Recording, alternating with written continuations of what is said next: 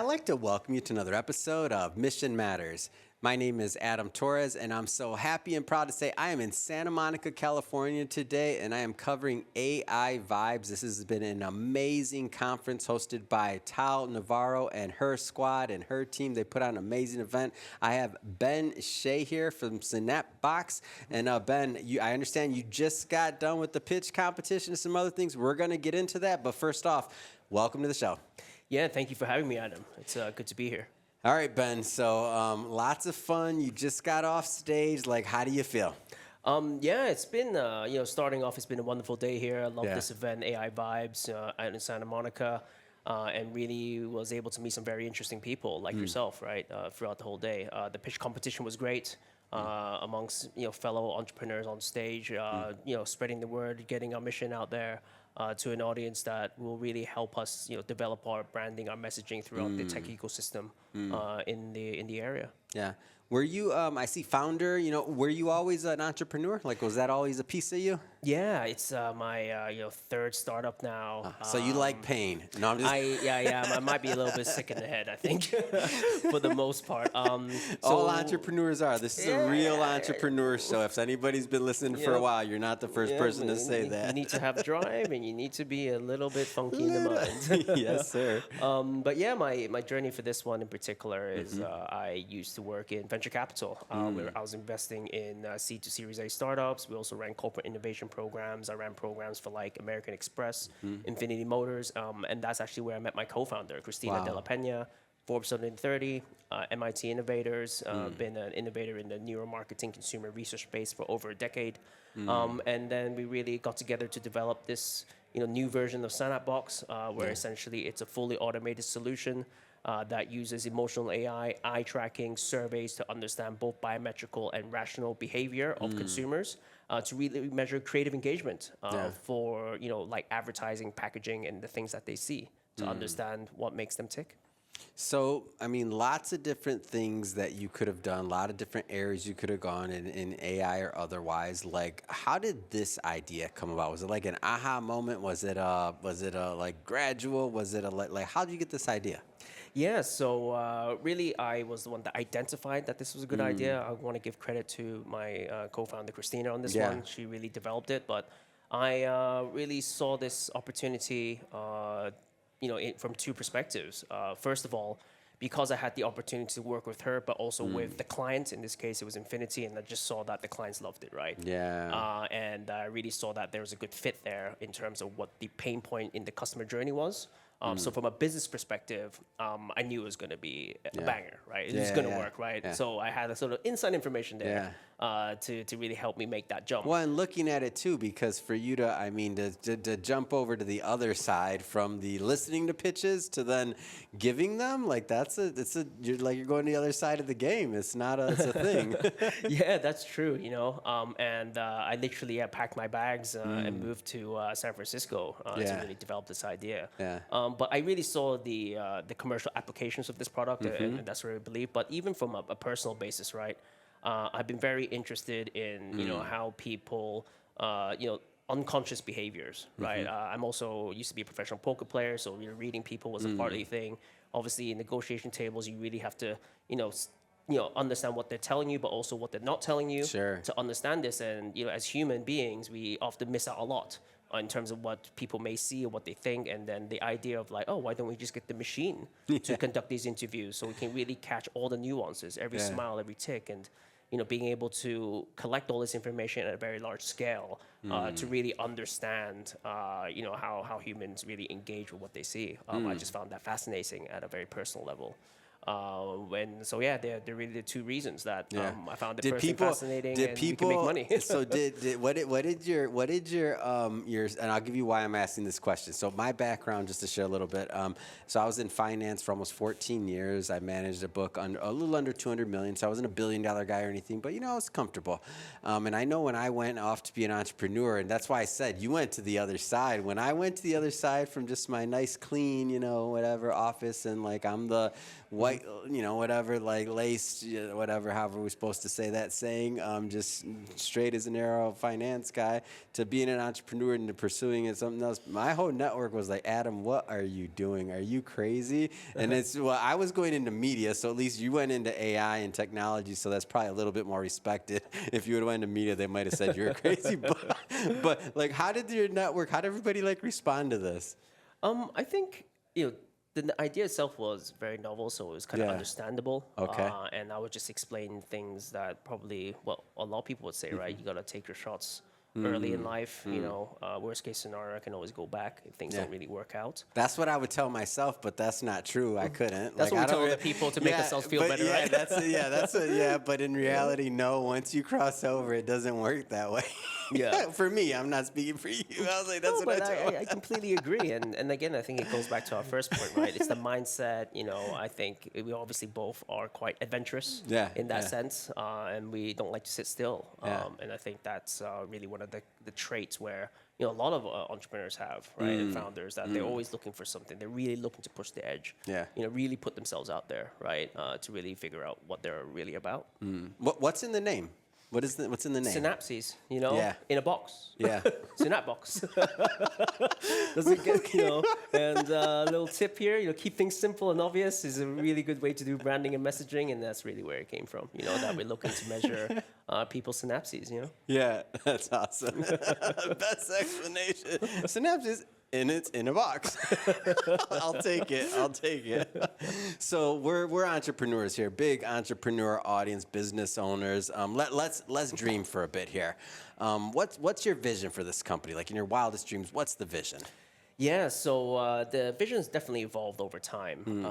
And as everyone knows, with the advent of these large language models and creative AI in particular, we can generate on a whim images, videos. However, what we see is lacking is that how these images and videos and content can resonate with the target audience. So the personalization isn't quite there yet. So in the near future, and we're already working on this in the background, is that we want to train creative AI with our unique database of contextualized human emotions in order to create a automatic flywheel where we can use AI to create content, but also go and test it with a specific target audience, optimize it automatically, and continue this process until you create a banger, right? Imagine you have you want to put your ad for this show to make sure that every entrepreneur will click on it, right? So we want to figure out what entrepreneurs like, what do they value, how does it match up with your brand, create the first version of that, test it with them, make the iterations, whilst you're just sitting at home chilling, right? And then make sure that, okay, well then, come back to me and I want to ensure that this is going to get X amount of impression points. I want the click-through rates to be, at a certain level, right? And I want to make sure that every ad dollar I spend, I'm going to get a good return on that. And that's essentially where we see it, where we train creative AI with real consumer preferences, super granular, to create highly personalized content. What kind of adoption have you gotten so far? And I don't mean like numbers or clients, things like this. I mean like, what's the feedback is what I mean. Well, I can talk about clients and traction so far. We're still an early stage company. I know you just did a pitch, but I'm not trying to put you through the ring. I know you. But it's a good time for me to show off a little bit now. Do it. I love it. I'm in. So we're very fortunate. This is a very large market. Over $100 billion in size, and we grabbed a little piece of the pie for ourselves. Over $1 million in revenue last year. I like pie. Congratulations. That's amazing. On track to at least double, maybe triple. Our big clients today include Anheuser-Busch. Wow. So beers, Modelo, Corona, those kind of things. Bimbo Grupo, so think Tacky, Sara Lee. We also work with some media companies like Warner, Discovery, Televisa, Univision. We also signed Netflix just about a month ago to help them test out their trailers. We're also in two regions, active in both in the U.S. as well as LATAM.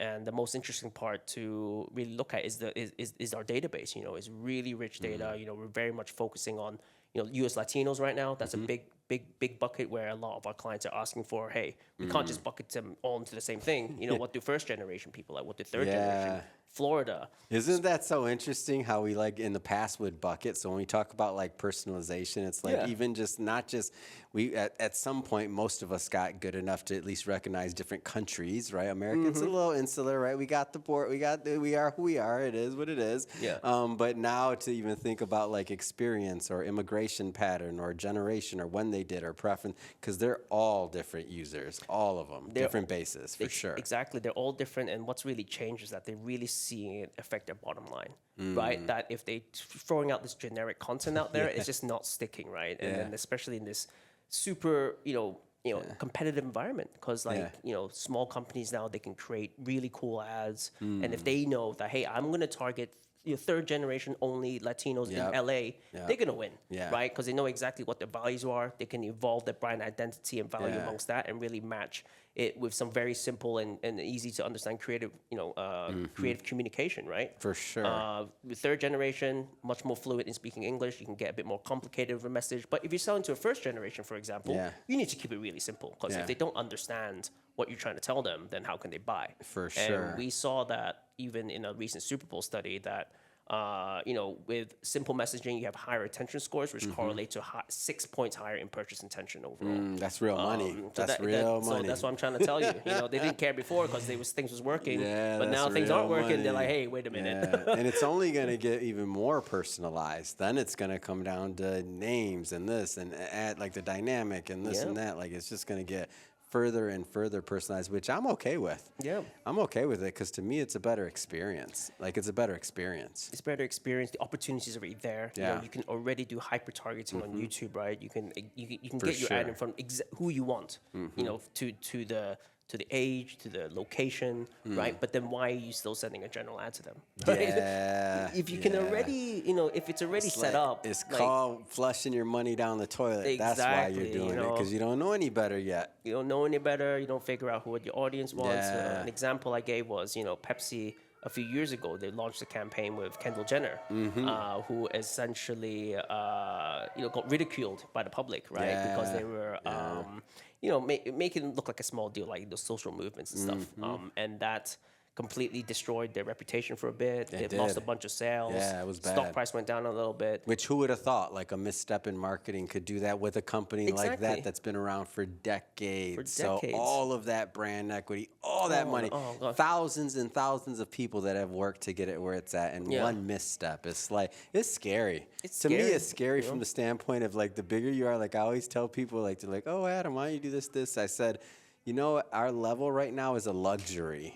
It's a luxury to try and be smaller for certain things as long as you can while you're figuring out some things. Because you get that much whatever in many businesses, not just media. Like it's danger. It is danger, and there's Pepsi was big enough to survive, yeah, right? but Imagine there's our companies, or right? imagine imagine a CPG company that hit this wave and it just grew during the pandemic, and now they misstepped and they have all these employees and hired up. I mean, it's real things. Like people's families are affected. Like jobs are lost. Like it's real things. Mortgages. 10,000 employees. That's 10,000 families, right? Yeah. So then you look at that, and then you think about like what is at stake with the marketing campaign, or like the reach and the tools we have, and like what we do. Like it becomes more and more serious. Like where a misstep in the past wouldn't have got to everybody. Now, gotta be careful. Exactly, and we really feel like what we're doing is very important to the whole workflow in the marketing systems. Yeah. And I got asked this question, right? Oh, hey, my brand identity is a little bit confusing, and the answer to that is because you probably haven't, you're making too many assumptions of what your audience really wants. Yep. Maybe what you're assuming was what they wanted last year. Man, my preferences changed from yesterday to today. Why are you assuming that? Mine changed from this morning. Yeah, exactly, right? So that's why, testing all the time and making sure you just have a pulse is like almost an insurance policy, man. For sure. If you're not if you don't know who you're selling to, then how can you convince them to do anything? Whether it's trying to sell them a beer or you're trying to win their vote, right? Elections are coming up. These are, you know who you're selling to, know who you're talking to in order to really get their attention and, push them in the direction you want them. Amazing. Well, Ben, this has been great. I know you got to get back to the conference. That being said, I want you to look into the camera, tell everybody how they can follow you, your company, learn more. Yes. Well, thank you, Adam, for today. It was lovely chatting to you. You can find me on LinkedIn at Ben Hsieh. I'm sure the details will be there. You can go to the website, synapbox.com. And if you are in either marketing capacity or creative or in consumer insights, we would love to talk to you. And we're also raising money soon. So in that case, for anyone in those personas, please say hello. Wonderful. And for everybody listening, we'll put that information in the show notes. So you can just click on the links. And speaking of the audience, if this is your first time with Mission Matters and you haven't done it yet, hit that subscribe button. This is a daily show. Each and every day, we're bringing you new founders, co-founders, movers, shakers, thought leaders, people that are out there making real things happen. And we hope that their stories inspire you. You're going to get a notification each and every day. Hit that subscribe button. We don't want you to miss anything. And Ben, again, thank you so much for making time for us. Yep, great podcast. Do subscribe, guys. All right, awesome. Thank you very much. Thank you.